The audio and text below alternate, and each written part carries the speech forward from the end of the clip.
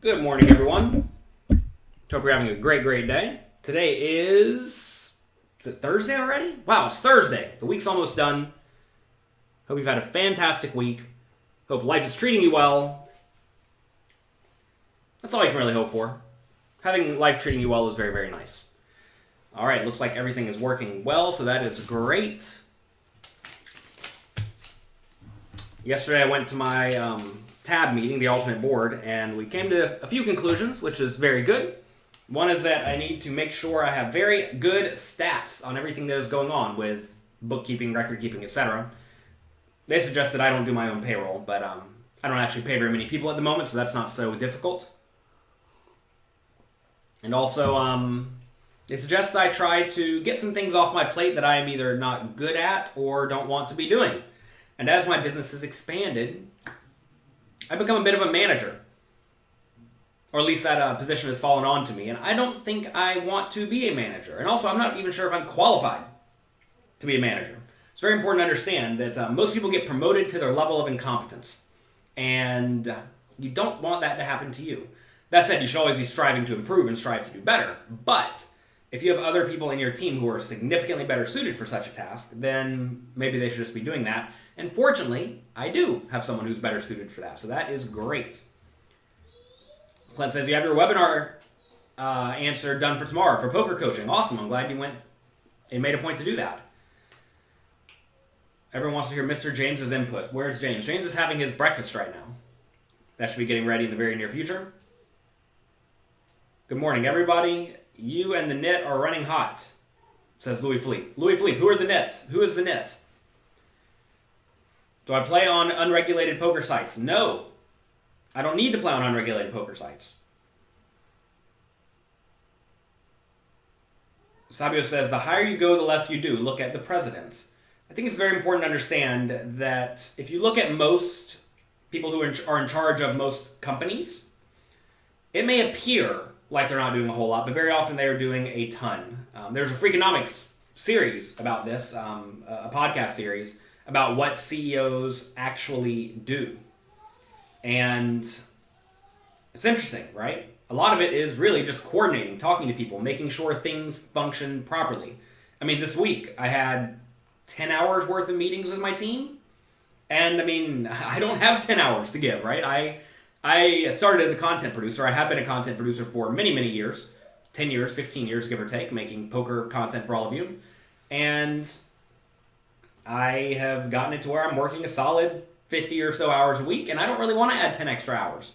Call me a prima donna. 50 hours is plenty for me each week, and I have to figure that out. But anyway, understand that do not think that just because someone is senior, that does not necessarily mean that they are not working. It may appear that they're not doing manual labor, right? But there's more to a company and a business than manual labor. The nit is Maxim. He never gets up before noon. Well, welcome. Glad you're up before noon. Grover says you're up 3,500 since you started poker coaching 3 weeks ago. Awesome. Good job. Good work. It's a lot of delegating responsibilities. Correct. The problem, though, with this business, with Jonathan Little's business, is that it relies on Jonathan Little to make content. It would be great if we could outsource all of Jonathan Little, but turns out you all like me and you don't like anybody else. So that's good. Actually, you all do like some other people, and we try to work with those other people, but it's hard to find good, reliable people who turn in good work, they turn in on time, they produce good, high-quality content, etc., etc. It's hard to do. When did I get the new recording space? This is the same recording space. Previously, we were filming facing this direction. I had a bookshelf on this wall. Now, we put a bookshelf on this wall, and here we are. Do I still play online poker? Oh, yeah, very much. Whenever I go out of the country, I play a decent amount. Not so much in America, though, because I prefer to have life balance. You think you can make a living just playing tournaments? Oh, yeah, of course. And is there a different strategy for strictly tournament play than for cash play? Yes, of course. They're very different games.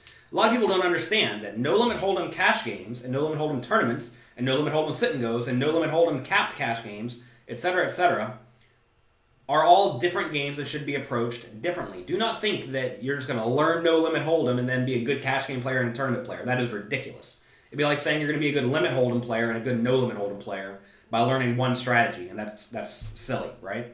They're very different games. For some reason, I can't get this Instagram. It's not quite level. That's bothering me.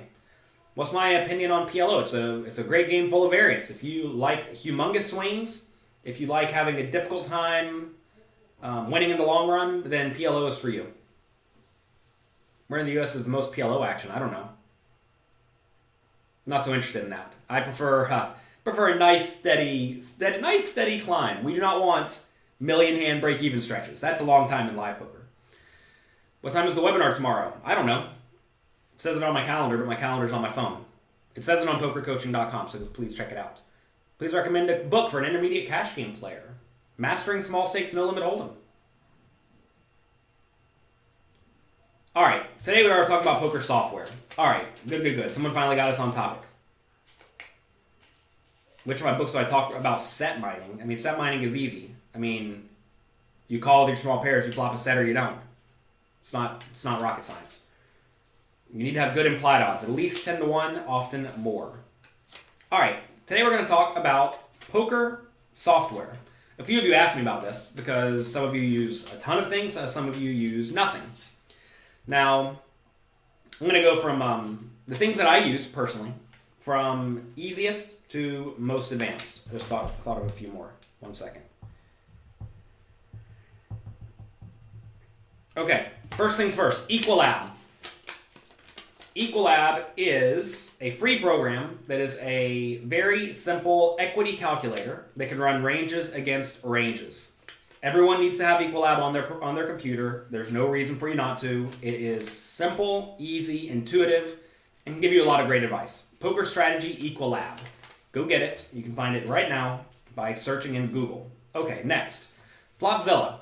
I used to use Flopzilla a lot. I've used it less as time has gone forward, just because I've sort of understood the principles behind it. But essentially what it does is it lets you know how your or your opponent's range connects with a various board and how it's going to fare on various turns and various rivers. This is very, very beneficial because there are many spots where you're going to know that your opponent has like a pair or like middle pair or worse 80% of the time, 90% of the time, right? And if they have a middle pair or worse 80 or 90% of the time, well, that's a spot where you can very easily barrel them. Okay, so also, all of these programs are available for Windows. I don't know anything about Mac. I don't know anything about phones.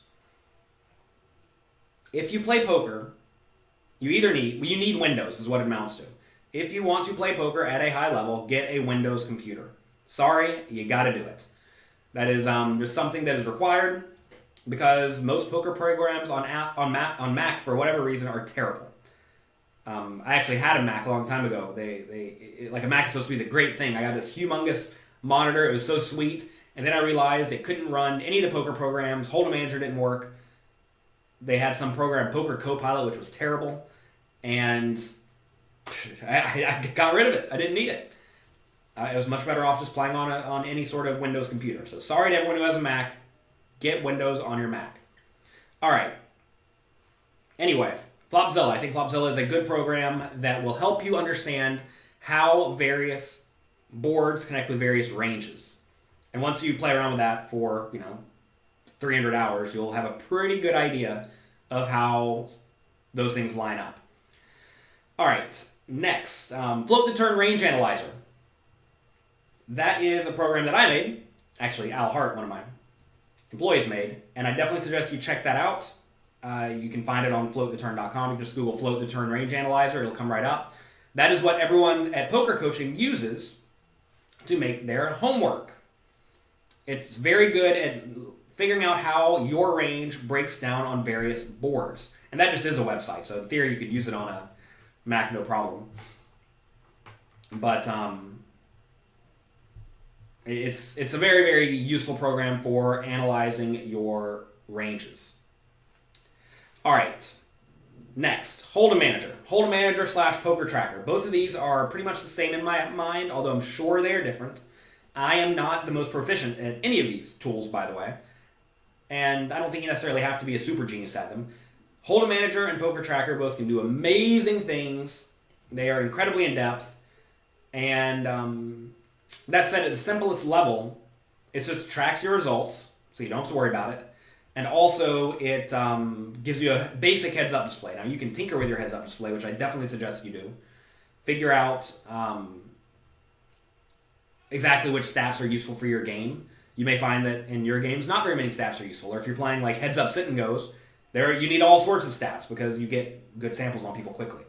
But definitely get Hold'em Manager. It costs something like $100. You can find links to a lot of these programs, by the way, at jonathanlittlepoker.com/resources. If you go there, you'll see lots of the programs that I use. And I think that Hold'em Manager is what I've used since I first started playing poker. And, well, since it became available. And it's pretty much mandatory. In terms of mandatory things you need Equilab, which is free. And you need Hold'em Manager, which costs $100. This is something you need to do. How useful is this for live poker? These are all tools for online. Hold'em Manager will not help you at all for live poker.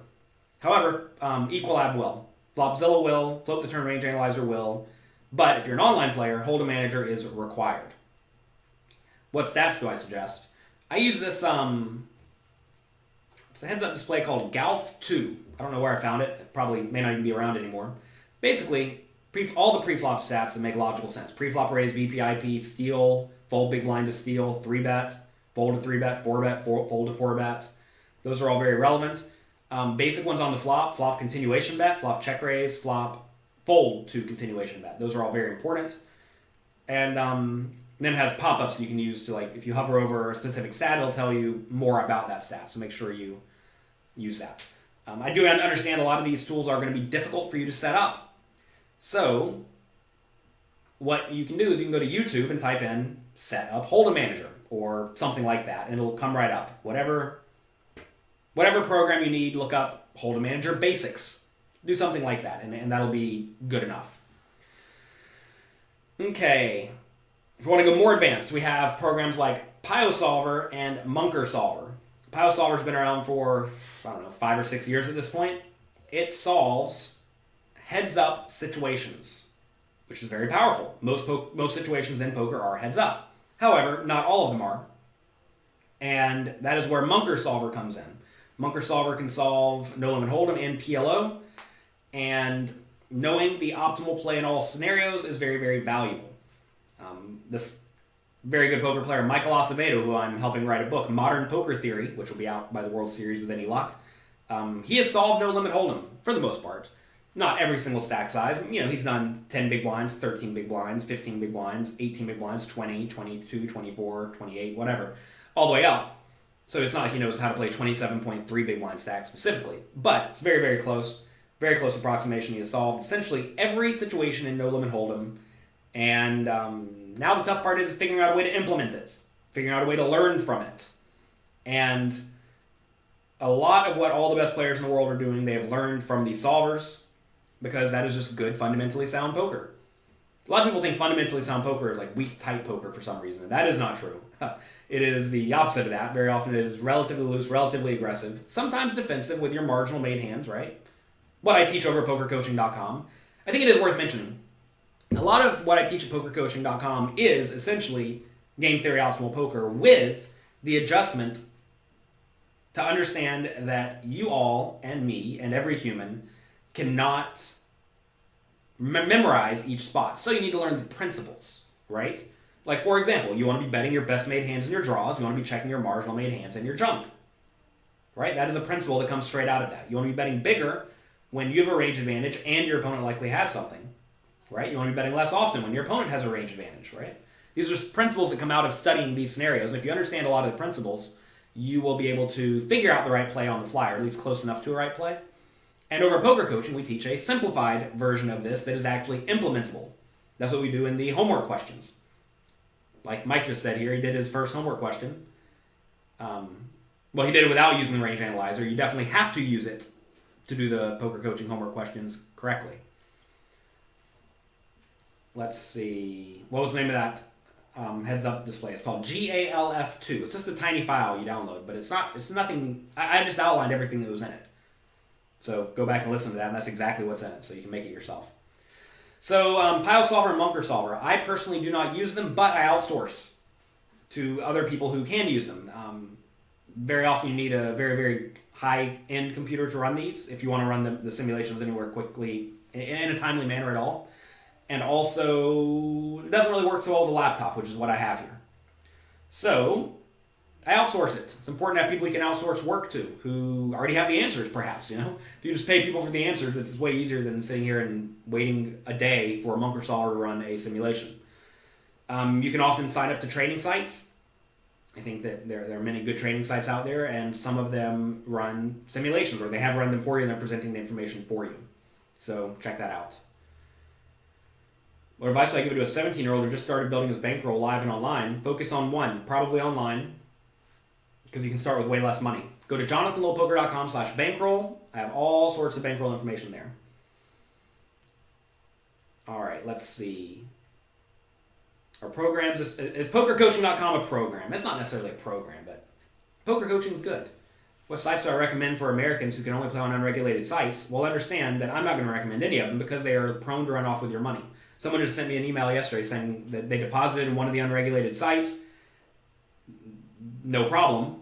Then they tried to cash out. Now they're getting all sorts of problems. Yeah, who'd have thought, right? I mean, it's an unregulated site. That's what they're going to do to you. So be careful with that. As I've made it clear many times, only put money on the unregulated sites that you're perfectly happy to lose. All right. 2 more programs that I think are beneficial that I've used a decent amount. One is Poker Snowy. Poker Snowy is a very good program to teach you fundamentally sound poker. I personally use it the most for the, test feature, right? Where you play against the other bots. They actually have an app now you can play on your phone. You can play Heads Up on your phone, which is pretty neat, pretty convenient. Almost none of these programs work on your phone, but Poker Snowy does. And I think ICMizer does too. We'll get to that in a second. But Poker Snowy is very good for teaching you good, tight, aggressive poker. It's not going to get you to be some sort of insane, loose, aggressive player, but it will teach you a very solid strategy that's going to be nearly impossible to beat. So, again, if your opponents deviate from that, you're probably going to make money.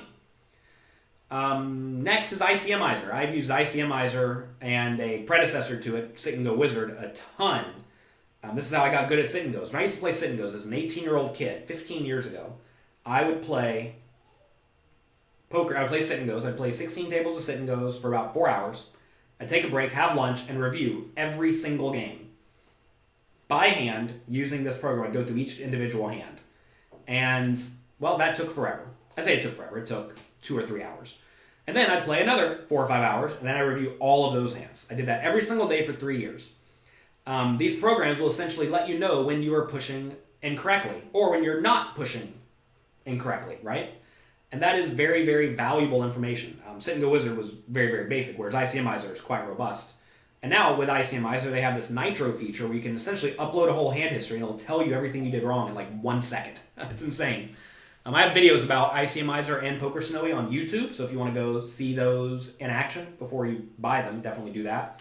Programs are not cheap. I think they're $100-ish, give or take. But they are definitely worth it, especially if those are the games you are playing, right? If you're playing cash games, you probably need Poker Snowy. If you're playing tournaments, you definitely need ICMizer. Assuming you play relatively shallow stacked tournaments, which most everyone does. So check those out. I think that will be highly beneficial for everyone. And again, you can find all of this stuff at jonathanlittlepoker.com/resources. And just go to YouTube, search my name along with the program, and maybe something will come up, maybe it won't. Shu says, you love this format. I'm one of the leaders in our poker industry. I do my best. It's a lot of work, but hey, I don't mind work. I like work. My thoughts on Piyo Solver. Definitely a great program. It has solved No Limit Hold'em. So, if you want to solve No Limit Hold'em, go for it. I do not think it is necessary for 98% of poker players, though, because you don't have the time or the energy or the resources to run it. Piyo Solver is expensive, too. I don't know how much it is now. It used to be $1,000. It's not a tool for everyone, right? Like Equilab, completely free, is for everyone, is useful, is valuable, and it's free, and it's easy, right? But most people are not going to sit here and run simulations for 8 hours a day. I understand that, and I'm not recommending that any of you do that. What's a good sample size in live play to determine how successful you are? That's a math problem, Eric. Go to jonathanlittlepoker.com/bankroll. And as Kevin says, Piyo is expensive. You need a really high-end computer with lots of RAM. Exactly. Same thing with Piyo Solver. Piyo Solver is like super advanced Piyo Solver. So that's not for everyone, and that's okay, right? Just because something exists does not mean it's for you. And for all I know, there's probably something that's even better out there that I may not even be aware of. That's the cool thing about a lot of these programs, is they are being innovated and remade on a very regular basis. And there's a lot of money to be won from poker, and if you are just a little bit better than your opponents and they will play high stakes with you, you will crush them. And you'll make so much money. And a $1,000 purchase of a product is going to feel like free, right? I mean, whenever I first started playing poker, I paid a guy $5,000 for 10 hours of coaching. And it was probably the best investment I ever made. I paid it back within a month. I say I paid it back. I mean, I spent the $5K, and then I won that $5K back on top of my normal win rate from the previous month in 1 month, and then I just printed that amount of equity every single month for like the next 3 years while sit and goes were good. Spending money on programs and coaching is a no-brainer if you actually value your time and you actually want to get good. Because essentially you're taking the work or the experience of someone else, getting it diluted and given to you in exactly the way you need to hear it, assuming the coach is good or assuming the program's good. And that's just like infinitely valuable. All right, you're never results-oriented to a low-stakes play. You try to play your best. Okay, good. That's all you can do. So that's really my thought on the software. That's all you really need. Obviously, everyone get Equal App is completely free.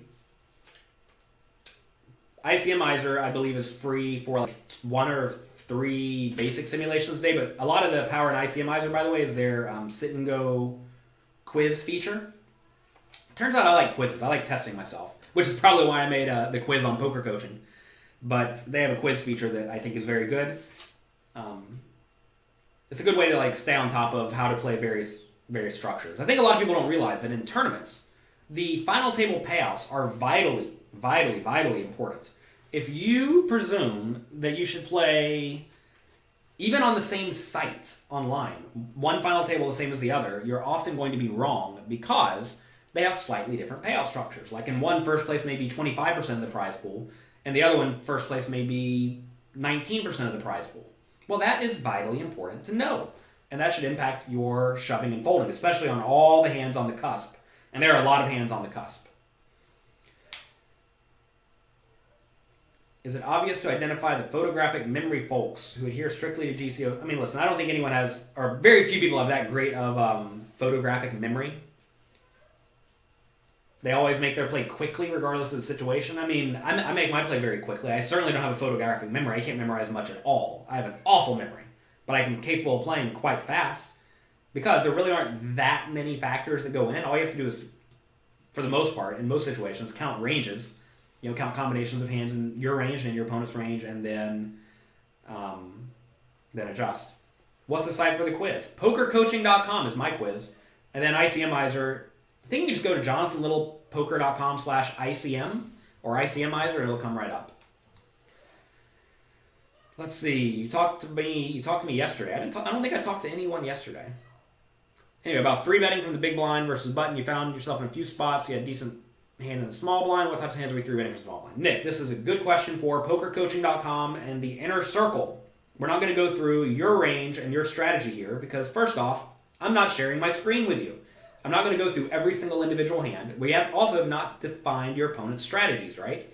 This is a great question for the inner circle. So if you're in that, if you're not in that, first go to PokerCoaching.com/inner circle to sign up. Send in that question, and I will thoroughly go through it for you.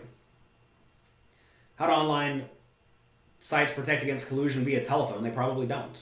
They can do their best. I mean, you can find spots where people play poorly in like an obvious manner.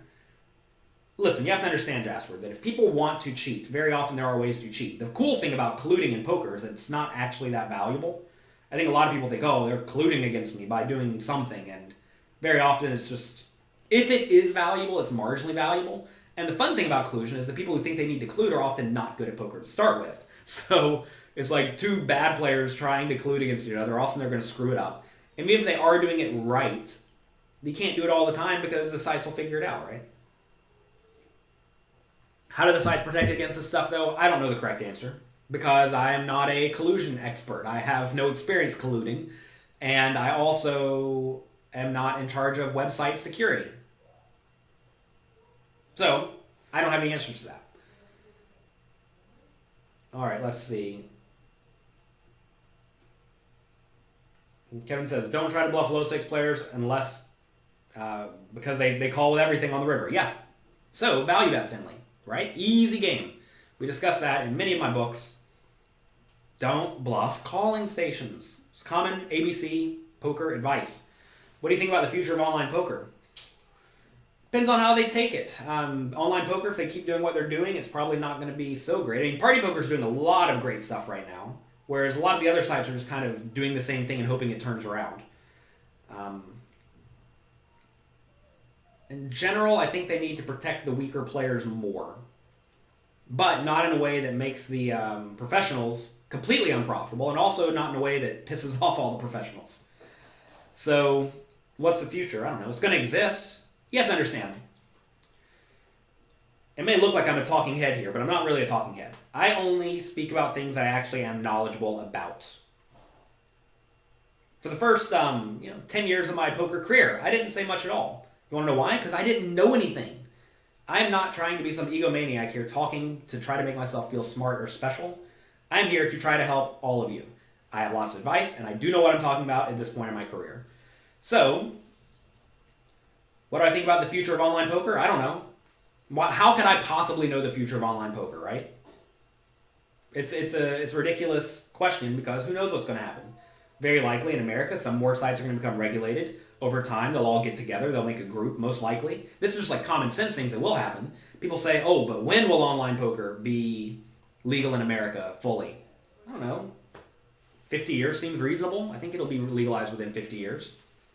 Probably before, but I mean, if I had to set a line, if I had to realistically set a line, I don't know. Legal in every American state with nationwide player pools, 22 years, give or take. Seems about right. But again, I don't know. I certainly wouldn't want to bet on it. Do you think the lifetime of fair play online is time limited because solvers and bots will take over? Well, what does fair play mean, monkey? As you learn to play better, like if I can just play perfectly and you can't, that's perfectly fair, right? I mean, a lot of casinos don't. Like in blackjack, for example, if you count cards, they think that's not fair and they'll ban you. The fact that you use your brain is not allowed. So are you not allowed to use your brain in poker? So that's the first question. Second question is, are you allowed to use a computer? I mean, this is why like Chinese poker sites have never really taken off. Because it's so easy to cheat in those, because they're just pure math games, or very close to pure math games, and they're not actually that difficult, right? This is the reason why like online backgammon is dead, right? Because you can just use a solver. Same reason no one plays chess for money, right? So, is that called cheating? And I don't know. I don't know if that's called cheating. I mean, if it's against the terms and conditions of the site, then it is cheating, because the sites say what cheating is and what cheating isn't. So, do I think people will... Well, first off, a lot of the sites do a lot to try to ban the use of programs. Like if you have Equilab up, when you turn on PokerStars, it'll tell you you're using an illegal site, an illegal program, and you need to close it immediately. Which is unfortunate. Every time I go to get on that site, I get a pop-up saying I'm using some illegal program. I'm like, what am I using? Did someone hack my program or my computer? I'm like, no, just have Equilab up. Because I use it like every day in my webinars. And obviously the sites are doing a lot to try to protect, but like someone else said, what's to prevent people from using it on another computer? There's nothing, really, right? But to be fair, a lot of these programs aren't actually useful in-game. They're very useful after the fact, for study, which is fortunate, right? But there are some programs people try to use. I know a backing site recently got banned. They had like 75% of their players got banned from one of the major sites because they were using some pre-flop GTO solver that ran the numbers in-game. And yeah, I mean, that kind of stuff's a problem. I think they have to figure out a way to ban those things, but it's way easier said than done. I mean, for example, how do you know what people are using, right? Maybe you make it to where you can be inspecting everyone's computer at all times, but then you have these privacy issues.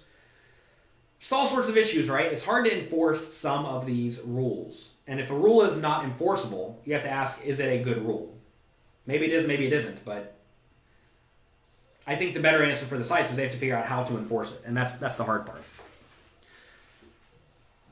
All right, what else to talk about? What time is it? 9:30. I have to get going soon. I have a dentist appointment today. A regular checkup. I was hoping I could get this done before my baby arrives, and I think I'm going to. In your online play, speaking of tools, do you ever use Shark Scope? What do you think of the value to see an opponent's history? I used to use it a lot whenever I was playing a lot. It's very beneficial if you don't play regularly, but back when I played a lot, I essentially knew everyone, right? Because I was playing the high-stakes games all the time.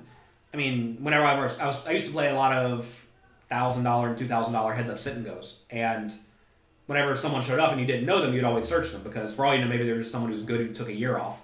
But even then, most people aren't taking a year off if they're very good. So it's useful. I don't think it's vital, but it's useful. It's good to know right off the bat if someone's going to be at least reasonable, right? But that's something that I don't know if I'm necessarily going to pay a lot of money for. What are my hopes for the future of poker? Aside from being personally successful, obviously. I don't really care if I am that successful, as silly as that may sound. I realize that I don't control my results. I control my study and my work away from the table, and that's all you can really control. So I'm not going to hope to get lucky. I mean, yeah, sure, I'd be nice to win the main event, but it's a silly thing to even consider, right? So what are my hopes for poker? That it will continue to thrive and grow, and that we'll get a lot of the negativity out of this community, and that this will be a good, fun, happy game as opposed to a negative game. And it's very easy in games where people are often losing for the players to become disgruntled. I wrote a blog post about this. I think you can go to jonathanlittlepoker.com/disgruntled to read it. I wrote that for a few specific people who seem to be incredibly disgruntled at the moment. But it applies to most people who are being very negative, right? And if poker becomes a game where everyone is just angry and pissy, then it's not going to be a fun game, and that's not going to attract new people. You have to understand, for poker to thrive, and for anything to thrive, you need new players coming into the game. I mean, this is happening with a lot of the old school sports in America, right? A lot of people are not getting into some of these sports, and that means the talent is going to go down over the next 10 or 15 years. It also means there won't be as many people watching the game, and that's a problem. How many big blinds do you need in a tournament to start playing aggressively? That's a terrible question. You should be playing aggressively in many, many situations, depending on the situation. Anyway, what I hope for poker, I hope poker thrives as opposed to dies. And it's going to be very easy for it to die if the community around poker becomes negative. If the community around poker becomes positive and fun, poker will thrive. If it becomes negative and boring, it will die. It really is as simple as that. If you look at a lot of games through time, that is proven to be true. Now, starting poker now with $50, what would I do? I would start playing 50-cent buy-in sit-and-goes on a site that has relatively low rake. I play as many of those as I could. I would turn my $50 into $500 in probably about 2 or 3 months.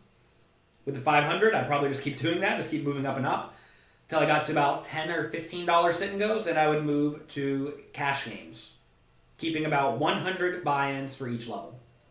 Go to jonathanlittlepoker.com/bankroll. People are more rude online than live. I'm not so sure if that's true. I mean, you can't really be rude online. You can type something in the chat, but it doesn't matter, right? I don't even have the chat on when I play. It's very, very rarely am I even in the chat. Hello from Wales. Welcome. I had a pen pal whenever I was in 2nd grade who was from Wales. Do you have any thoughts on SharkScope's ability rating? I don't use SharkScope at all. I haven't used it in 10 years, so no. How important is it for you to use something like Poker Tracker? Well, we discussed this a minute ago. I told you, if you play online poker, you must have Hold'em Manager and or Poker Tracker. I use Hold'em Manager. I don't know how to work Poker Tracker. I don't need to learn a new program. Everyone who tells me, whenever I ask people who are in the know, they say they're very comparable and the same. So I use Hold'em Manager. I always have. I know how to work it. You have to be very careful when you're trying to learn every single new thing, especially if you don't actually use them that often. Like, I'm not grinding online poker every single day, so if I have a heads-up display that's 85% capacity, that's probably just fine. People do get nasty when they can hide behind a screen. Well, that's definitely true, but like when you're playing online specifically, if someone types something rude, it's like, it just doesn't matter, right? Whereas you're playing live, if someone's looking at you rudely, that will often make the game feel tense and not fun. Would you play hyper or turbo sit and goes? Probably turbo ones, maybe even regular slow ones. Do I play daily fantasy sports? No. I played the first year it was available and crushed it. I played the second year it was available and won less. And then I realized it was not worth the time. For me, at least, because I'm not some math genius. I talked to Ed Miller a few years ago about daily fantasy sports and sports betting in general. He said, "Are you incredibly good at math?" I said, "No." He said, "Are you incredibly good at programming?" I said, "No." He said, "Okay, then don't play the sports games." Thanks. Saves me a lot of time and heartache, right? What's the difference in skill between 1K, between 300 tournaments and $1,500 tournaments? Probably not a lot. Let's see. Mark says you're a recreational player who cares about winning but are limited in time and dedication. How realistic? How do you set realistic expectations? You have to ask what you're trying to accomplish, right? You can't say I'm going to win a tournament next month because you don't get to pick when you win tournaments. It's a lot of variance. Are you still sports betting? No. I'm not good at math or programming.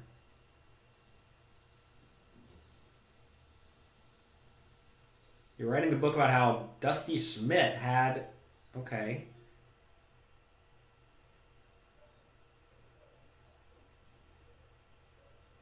Lincoln, I'm not sure what you're saying. I think we probably need more of this text. All right. Pro with no roll. Understand that as you play more tables, that will make volume go up, which makes variance go down. On the bankroll page, that I don't even know exactly what bankroll page you're suggesting. I don't know. I'm pretty sure I would say you need more than 24 buy-ins to play sit and goes.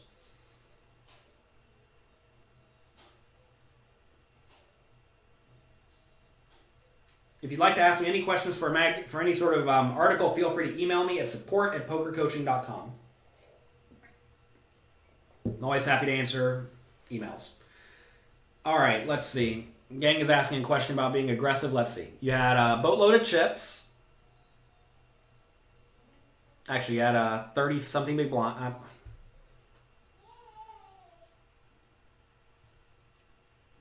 Well, gang, if you're jamming... I don't even know how many big blinds you have. It looks like you jammed at 80 big blinds with ace-9 suited. That was definitely a mistake. Don't jam 80 big blinds from the small blind with ace-9 suited.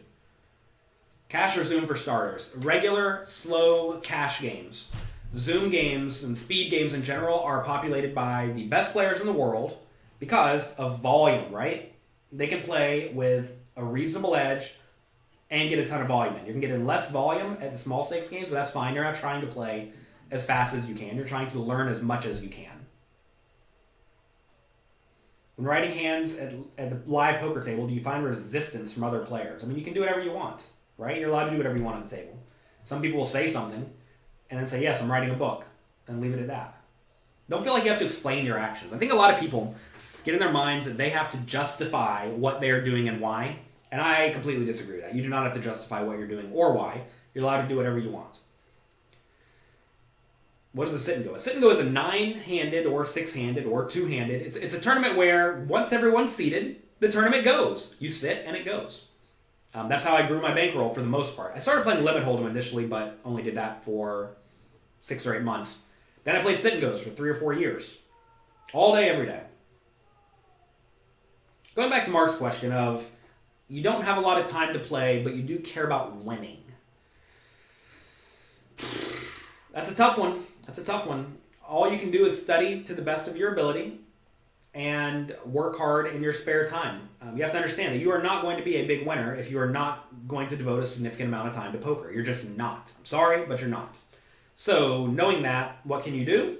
You can study efficiently. Do things like the poker coaching quizzes and the inner circle, right? Those are great things to... You're essentially getting private coaching, right? You're getting private coaching, and that kind of thing is very, very beneficial.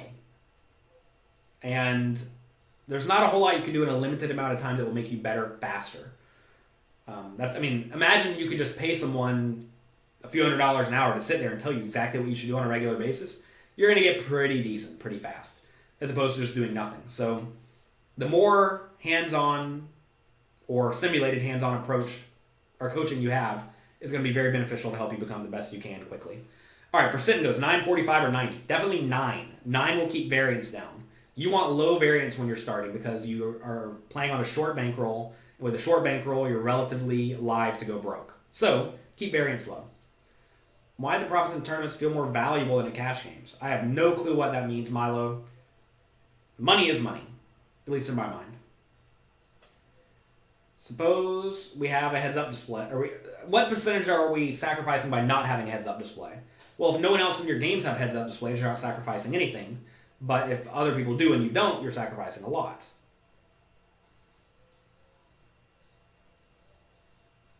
You run a huge stack but melt down early on day 2. Learn to play better. Do I have a video or chapter on sit and goes? I have a video series called the Sit and Go series. You maybe can Google it and find it, or you can email support@pokercoaching.com and request information about the Sit and Go series.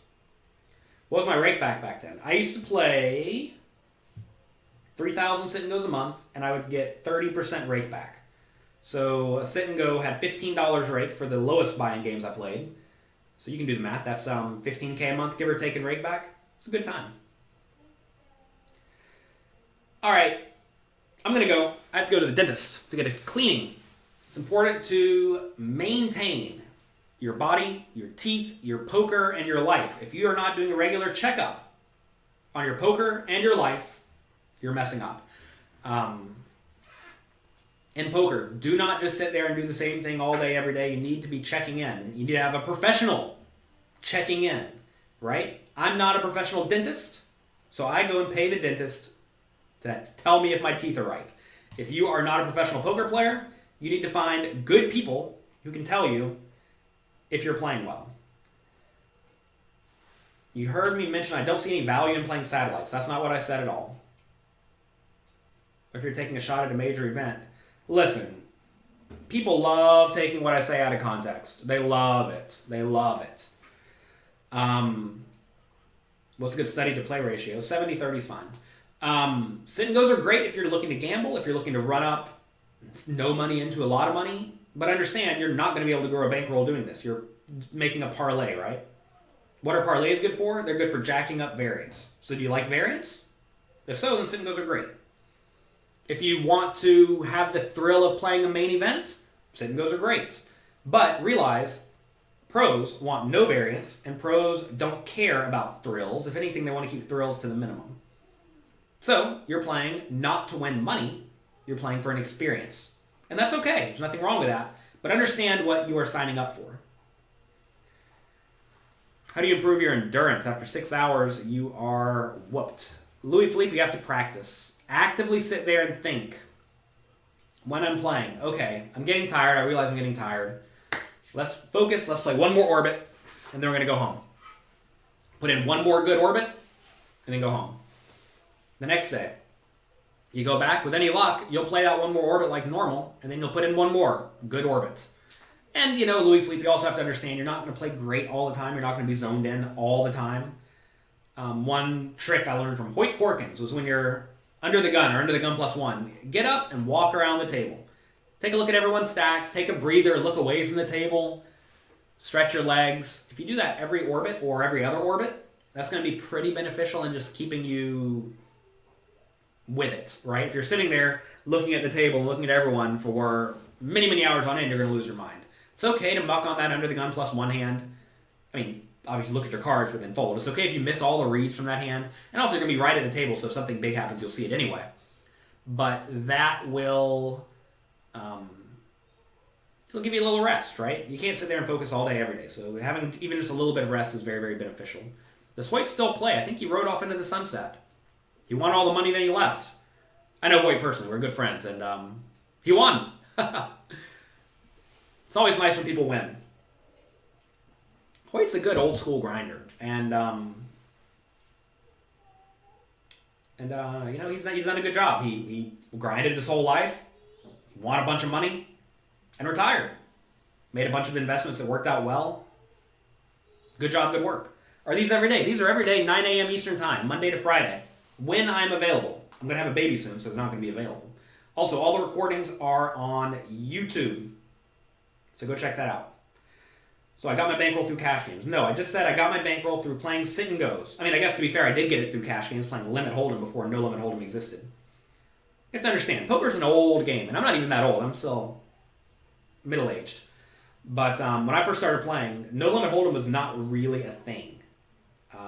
It existed, but like the highest stakes no limit game was $2, $4, whereas the highest stakes limit game was $30, $60, and even bigger on some sites. So you should always play a game that looks like it has a future. Back then, no limit hold'em was up and coming. Kind of like a few games are up and coming all the time, but it turns out none of them have overtaken no limit hold'em. So probably need to play the ones that are. Probably need to play the game that's going to be the one you're going to play forever. All right, going to the dentist now. Bye. Have a good day. See y'all tomorrow. 9 a.m. Eastern Time. If you missed this, you can always watch the replay at YouTube or listen to it on iTunes. Search A Little Coffee and it should come right up.